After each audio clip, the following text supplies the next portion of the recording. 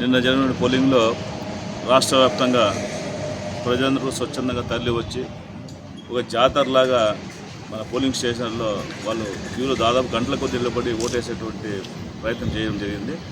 దాన్ని చూసి ఓర్వలేక వైసీపీ వాళ్ళ ఓటమి ఒప్పుకోలేక ప్రతి దాడులు చేసేటువంటి కార్యక్రమం మొదలుపెట్టడం జరిగింది. ప్రత్యేకంగా తాడిపత్రిలో ఎంతో శాంతియుతంగా జరుగుతున్నటువంటి ఎన్నికల వాతావరణాన్ని కలుషితం చేసేలాగా రోడ్డు మీద ఉన్నటువంటి వాహనాలు ధ్వంసం చేసి రాళ్ళు విసిరి భయప్రాంతం గురి చేసి పోలింగ్ జరగకుండా చూడనటువంటి ఆలోచనతో వైసీపీ నాయకులు ఎక్కడెక్కడ ఈరోజు ఈ కార్యక్రమం జరుగుతుంది. తద్వారానే ఈరోజు రాష్ట్రంలో ఎంతో ప్రతిష్టాత్మక చేసినటువంటి ఎన్నికల్లో ప్రజలందరూ కూడా చైతన్యాన్ని మొదలయ్యి ఈరోజు రాష్ట్రంలో మార్పు కోరుకొని చంద్రబాబు నాయుడు ముఖ్యమంత్రి కావాలి, రాష్ట్ర భవిష్యత్తు బాగుండే లక్ష్యంతో అందరూ కూడా తల్లి వచ్చి ఓటేస్తుంటే వీళ్ళు జీర్ణించుకోలేక ఓటమిని అంగీకరించలేక ఈరోజు ఈ విధంగా దాడులకు ప్రోత్సహిస్తున్నారు.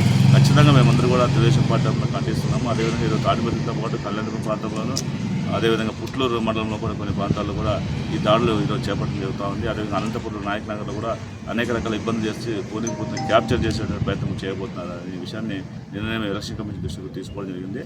ఇలాంటి దాడులు ప్రత్యేకించి తాడిపత్రిలో ఒక బీసీ సామాజిక వర్గం, వాల్మీకి సామాజిక వర్గం చెందినటువంటి సూర్యముని ఇంటిపై దాడి చేసి భయప్రాంతకు గురి చేసినటువంటి పెద్దారెడ్డి వర్గీయులందరికీ కూడా ఈరోజు మేము తెలియజేస్తున్నాం ఏంటంటే, మీరు ఈరోజు ప్రశాంతమైనటువంటి వాతావరణం కలుషితం చేసేటువంటి ప్రయత్నం చేస్తున్నారు. తప్పకుండా మీ అందరూ కూడా ప్రజా తీర్పులో ఖచ్చితంగా మీకు అవమానం ఎదురవుతుంది. ప్రజా తీర్పు ఖచ్చితంగా గౌరవించాల్సిన పరిస్థితి తెలుగుదేశం పార్టీ తీసుకుంటుంది. మీరందరూ కూడా అబాసు పాలైపోయి ప్రజల తర్వాత మీరు క్షమాపణ చెప్పేటువంటి పరిస్థితి రాబోతున్న విషయం చెప్తున్నాను.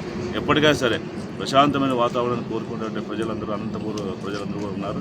వారిని దృష్టిలో పెట్టుకుని మనందరూ కూడా రాజకీయం చేసినటువంటి బాధ్యత ఈరోజు ప్రజాప్రతినిధులు ఎన్నుకున్న వాళ్ళు ఈ యొక్క శాంతియుత వాతావరణం కాపాడాల్సినటువంటి బాధ్యత కూడా గుర్తు చేసుకోవాల్సింది కోరుకున్నాను. అదేవిధంగా ఈరోజు దాడులు ఏవైతే చేశారో వీళ్ళందరూ ఎవరైతే దాంట్లో పాల్గొన్నారో అందరినీ అరెస్ట్ చేసి వెంటనే వాళ్ళని ఆ పట్టణంలో శాంతియుత వాతావరణం కల్పించేటువంటి బాధ్యత పోలీసు వారు తీసుకోవాల్సిన బాధ్యత ఉంది. అదేవిధంగా ఎలక్షన్ కమిషనర్ వారు కూడా మేము తెలియజేసుకుంటున్నాము. ఇలాంటి బ్యాచ్ల వల్ల చాలా బూత్లలో కూడా ఇబ్బందులు జరుగుతుంది. ఓటర్స్ కూడా ఓటు వేయడానికి ఇబ్బందికర పరిస్థితులు మనకు కనిపిస్తున్నాయి. రాత్రి దాదాపు 11:30-12 వరకు ఓట్లు వేసినారంటే చాలా చోట్ల అదే పనిగా కావాలనే గొడవలు సృష్టించి అక్కడ పోలింగ్ జరుపుకోకుండా ఆపేసి తొందరగా ముగించాలనేటువంటి లక్ష్యంతో కొంతమంది వైసీపీ నాయకులు చేసినటువంటి పరిస్థితి కనిపిస్తుంది. కాబట్టి దయచేసి ఇప్పటికైనా మీరు మనసు మార్చుకోండి. ప్రజలు ఆల్రెడీ తీర్పు ఇచ్చేస్తున్నారు. రాష్ట్ర వ్యాప్తంగా ఉన్నటువంటి అన్ని నియోజకవర్గాలు కూడా తెలుగుదేశం పార్టీ విజయదుందుభి మోగిస్తున్న విషయం